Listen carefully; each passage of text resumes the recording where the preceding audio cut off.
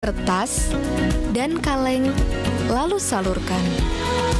Sampah plastik yang terpilah bisa didaur ulang. Mulai kebiasaan baru dan buat botol plastik bekasmu jadi baru lagi.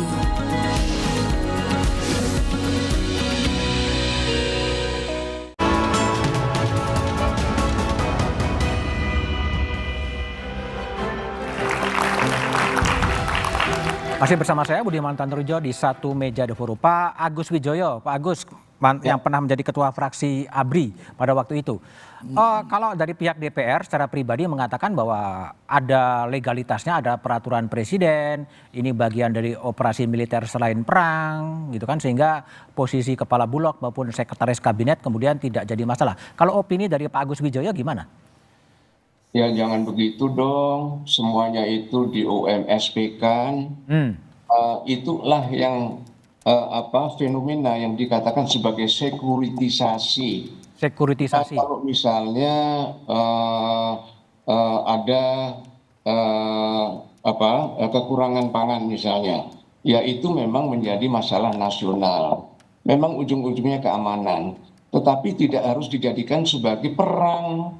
Dan tidak harus ditangani oleh tentara, gitu. Itu orang-orang sipil itu lebih pintar untuk membangun kader-kader dengan pengetahuan yang berkaitan dengan manajemen pangan. Kita lihat kemarin itu, prajurit bikin sawah, prajurit tanam padi, berapa banyak yang gagalnya, karena itu bukan kerjaan prajurit, gitu loh. Jadi kalau dikatakan juga bahwa prajurit itu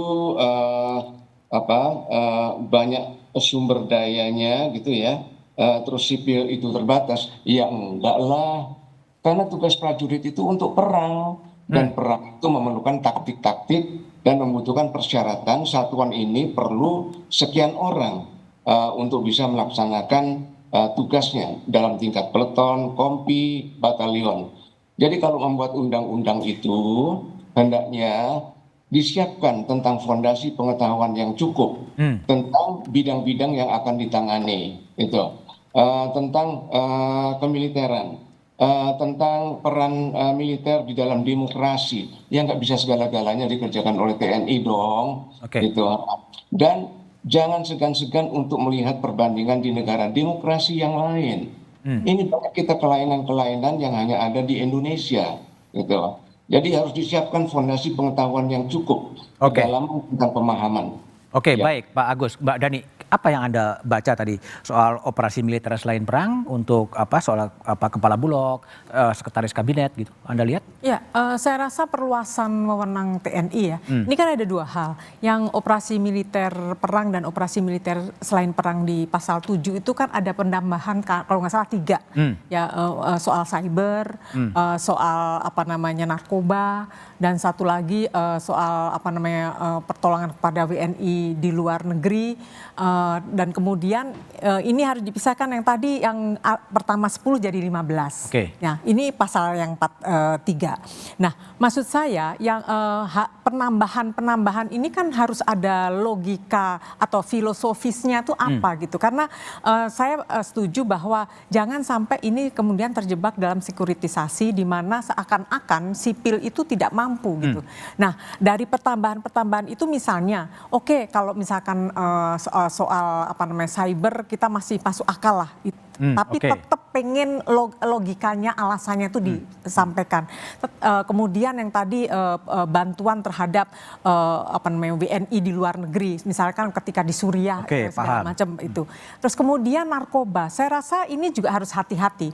Jangan sampai ada excessive killing yang terjadi di Filipina misalnya, kasus di Filipina. Nah, jadi hal-hal seperti itu kan harus dikomunikasikan. Nah, semua silang sengkarut yang ada di kita ini, karena ya itu tadi, publik itu, masyarakat sipil, akademisi itu bingung. Ini sebetulnya ketika revisi undang-undang TNI, mungkin bisa jadi kita setuju kalau bicara misalnya, ada hal-hal secara geopolitik ini berubah. Tetapi konteksnya harus tetap meletakkan TNI kita itu yang profesional. Bukan kemudian menambah beban TNI ke dalam ruang sipil itu tadi gitu. Dan itu belum tentu mereka juga memiliki keterampilan keterampilan atau kemahiran yang mungkin lebih masyarakat sipil yang bisa gitu. Nah, hal-hal ini yang kemudian pertanyaan besarnya menurut saya hari ini kita situasi sosial politik domestik maupun internasional sedang tidak baik saja. Demokrasi mengalami regresi. Nah, dalam konteks itu apa kesan kita sebagai Indonesia untuk dibaca di luar negeri, di mana misalnya melihat ada batalion pangan, ada kemudian TNI ngurusi cetak sawah, food estate, kemudian memperluas wewenang dalam revisi undang-undang TNI. Apa yang ingin disampaikan ke dunia luar? Soal ini kan soal ekonomi, ini nggak bisa dilihat ansih dalam soal polkam saja, soal keamanan atau pertahanan saja. Baik, Pak Sarip, Anda kan cukup lama di Komisi 1 DPR dan juga pernah membahas soal rancangan undang-undang TNI. Sebetulnya yang Pak Sarip baca, di balik kemudian diturunkannya surat presiden untuk dibahas sekarang, sebetulnya ada apa sih sebetulnya? Ya, sebenarnya salah satu yang menjadi masalah pokok itu adalah usia pensiun. Usia pensiun? Usia pensiun TNI itu sekarang kan maksimal 58. 58. Nah, sementara pada posisi itu, ya bintang jenderal 4, pada saat posisi 58 ini, ya kita kan tahu kualitas mereka masih betul-betul lagi sedang matangnya gitu. Nah, sebenarnya memang mungkin karena life expectancy tinggi sekarang, Indonesia kan sudah mulai tinggi. Di samping daripada itu, pada usia 58 itu secara fisik, mental, dan kesiapan itu masih lagi matang-matangnya. Sementara di sisi lain untuk mencetak suatu perwira tinggi itu kan memerlukan biaya yang tinggi. Nah, ada pandangan bahwa sangat sayang kalau pada usia 58 itu juga sudah harus pensiun.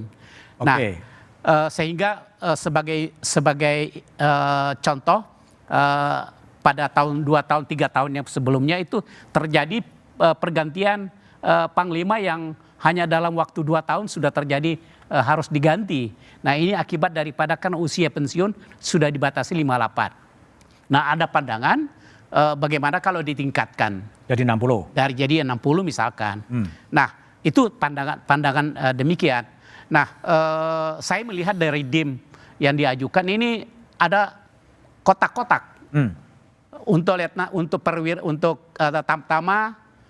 perwira sekian. Untuk letnan kolonel sekian, untuk bintang 1 sekian, sampai kepada bintang 3 umur 62. Kemudian ada lagi daftar inventarisasi masalah dikatakan bintang 4 bagi mereka yang menduduki posisi tertentu itu batas usia pensiun diserahkan kepada presiden.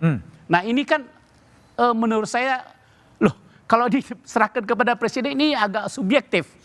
Ya, agak subjektif. Dan itu bisa saja terjadi, syukur-syukur kalau memang presiden yang di-elected itu bisa menjalankan undang-undang secara konsekuen. Tetapi kalau tidak, ini kan menjadi satu pertanyaan lagi. Jadi sebaiknya undang-undang itu harus pas, betul. Harus definitif. Kalau pensiun 60 ya 60.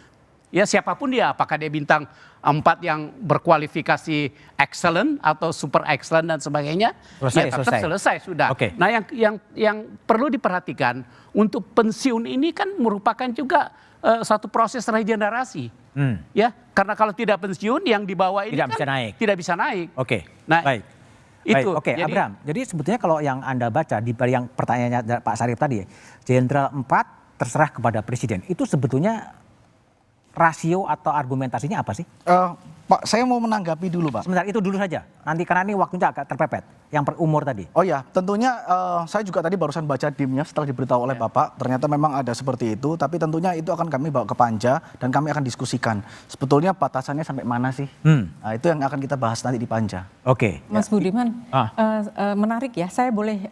tapi nanti aja ya. Coba kita banyak kontroversi dalam Undang-Undang TNI. Tapi bagaimana mencari jalan keluar agar ada kesepahaman setelah jeda berikut ini.